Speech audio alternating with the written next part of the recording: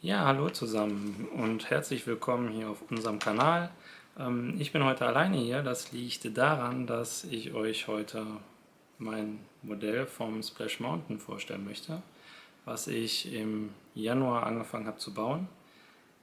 Ich bin schon immer riesengroßer Splash Mountain Fan gewesen. Also seitdem ich das erste Mal in Walt Disney World war, war das meine Lieblingsattraktion. Die bietet für mich alles, was ein schöner thematisierter Ride so haben muss. Eine tolle Story, ein schönes Setting und die Fahrt ist auch aufregend und man wird mittlerweile auch richtig schön nass.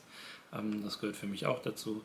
Und das ist halt wirklich einer meiner Lieblingsrides im kompletten Walt Disney World. Und ja, ich habe schon eine Menge an Merchandise mir besorgen können, über Funko Pops, T-Shirts, Statuen, alles Mögliche. Aber was man halt gar nicht so bekommt, ist halt Splash Mountain als Figur oder als Modell. Und da habe ich mir gedacht, irgendwie willst du das nach Hause bekommen. Und ich habe auf YouTube ein Video gesehen von einem Amerikaner, der vor 7, 8 Jahren ähm, selber mal ein Modell gebaut hat von der Disneyland in Kalifornien, von der Version. Und ja, war mega cool, wie er es gemacht hat, definitiv. Und da dachte ich mir, probier's mal aus, ob es auch kannst und ob es auch gut wird. Und ja, und dann habe ich mich einfach im Januar dran gegeben und habe dann 4 Monate daran gebaut. Immer mal wieder, nach Feierabend und an Wochenenden. Und muss mir natürlich am Anfang überlegen, welche Materialien benutze ich da. Und da kam mir so als Grundgedanke, als Grundgerüst Styropor. Und ja, dann habe ich Styropor bestellt und um es zu bearbeiten, braucht man bestimmtes Werkzeug. Da braucht man so einen Cutter, der mit Hitze arbeitet. Ist halt, gibt so Stäbe, die durch das Styropor dann gehen oder auch mit so einem, mit so einem dünnen Metallfaden, der dann erhitzt wird und mit dem man dann die genauen Formen zusammenschneiden kann. Vorteil, es ist super zu bearbeiten. Nachteil, es stinkt ganz gewaltig. Ähm, aber damit habe ich dann erstmal das Gerüst geschaffen, also den Unterbau. Dann kam mir die Überlegung, wie mache ich das Außen, die Außenhaut quasi. Und da gibt es so verschiedene Materialien, aber die meisten werden halt irgendwie durch Hitze getrocknet. Aber es gibt auch Materialien wie Keramiplast, das habe ich genommen, das ist so tonähnlich, weiß, wenn es trocknet, also nachher auch ganz gut zu bearbeiten, zu schmiergeln nachher ganz wunderbar, also wirklich ein gutes Material und es trocknet an der Luft. Einziger Nachteil da ist, wenn man es formt, man kann es halt mit Wasser super gut glatt machen und formen, aber wenn es trocknet, der Trocknungsprozess, der hat häufig Risse. Die muss man dann im Nachhinein immer wieder kitten. Ist ein bisschen mühselig, aber das Endergebnis ist dafür wirklich gut. Also kann ich nur empfehlen. Keramiplast lässt sich auch nachher wirklich super bekleben, super bemalen, in die richtige Form schmiergeln. Also alles ganz wunderbar. Und ja, und dann habe ich halt daran stundenlang gearbeitet und kam immer Stück für Stück weiter voran. Und dann wurde es auch immer größer und größer und ja, hatte nachher die Dimension tatsächlich, dass ich gar nicht das ganze Splash Mountain machen konnte. Also sprich, wenn man den Drop runterfährt, fährt man ja durch die Brücke durch, um dann nochmal so einen Turn zu machen zurück. Dieser Turn hinter der Brücke, der hatte einfach keinen Platz mehr. Das ganze Modell hat mittlerweile eine Größe von ja, 90 Zentimeter Breite und 1,30 Meter Länge. Also es ist schon relativ groß und dadurch wirkt es natürlich auch extrem. Ich habe es dann mit Acrylfarbe, nachdem ich es fertig modelliert hatte, habe ich es mit Acrylfarbe dann bearbeitet und angemalt. Da waren mir dann also mehrere Foren hilflich, wie man zum Beispiel Gestein wirklich ja, nachbildet, also dass man von dunkel nach hell geht mit den Farben und Ja, dann habe ich noch überlegt, wie stelle ich Gras dar. Da habe ich dann von der Firma noch so Flieggras, Wiese bestellt und noch so kleine Plättchen mit Kunstgras, die wirklich sehr gut zu bekleben, sehr gut zu formen sind, eine schöne Fläche ergeben.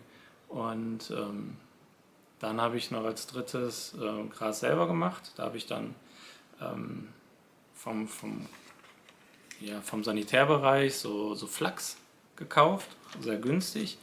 Die habe ich dann gekämmt, dann mit Wassermalfarbe angemalt, getrocknet und dann in die Länge geschnitten und dann mit Silikon aufgeklebt. Ist halt für großes Schilfgras und so sehr gut zu verwenden. Der Effekt ist auch ganz cool geworden. Und die größte Frage natürlich bei so einem Wasserride ist, wie stelle ich das Wasser dar? Idee da war zuerst, ich nehme Epoxidharz, aber das hätte einen super Durchblick nach unten gegeben, aber die Wellenform wäre relativ schwierig darzustellen gewesen, wäre aber gegangen. Große Problem ist, Epoxidharz, wenn man es zusammenklebt, dann wird es halt ja, sehr heiß. Und da wusste ich nicht, wie verträgt sich das Keramiplast mit dem heißen Epoxidharz.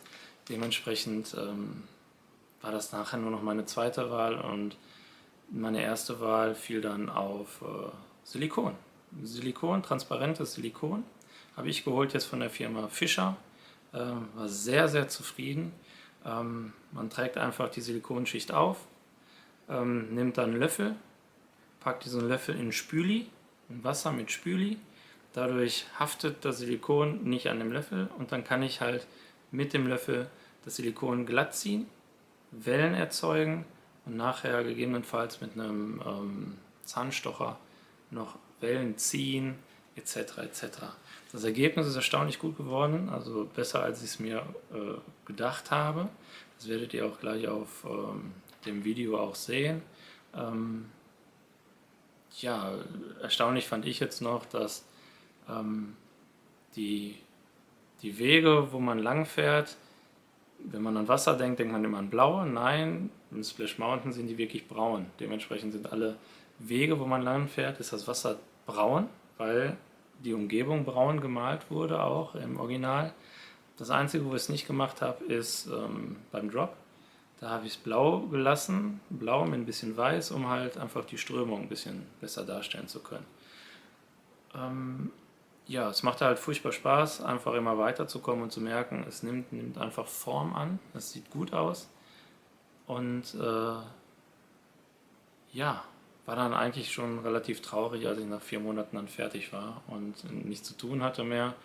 Man hat dies und das noch in Kleinigkeiten gemacht, wie die Tür zum Haus von Bruder Bär, dann die Wäscheleine und dieses Beet, was es da gibt, wo das Gemüse angebaut wird. All dies habe ich dann nachträglich dann noch eingefügt und ja, also ich hoffe, euch gefällt gleich das Video und das Ergebnis. Ja, und dann würde ich euch jetzt eigentlich direkt mal das Ergebnis zeigen wollen. Ja, schaut einfach mal rein.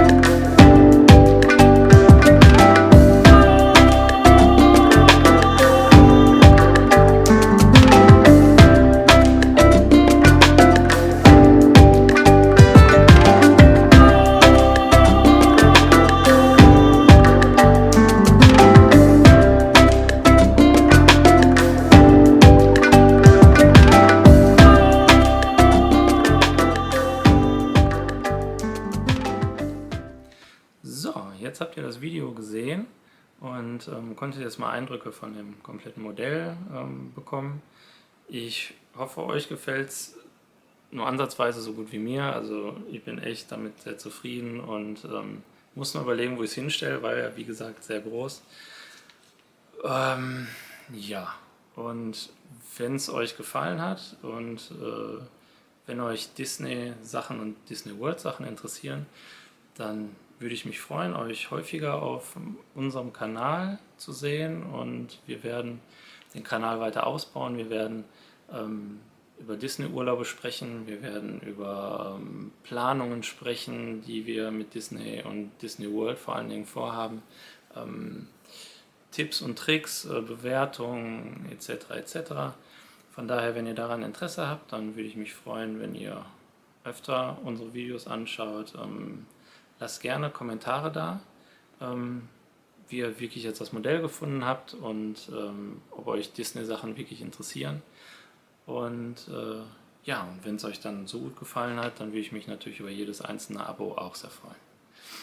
Bis dahin, euer magicaldays.de. Macht's gut.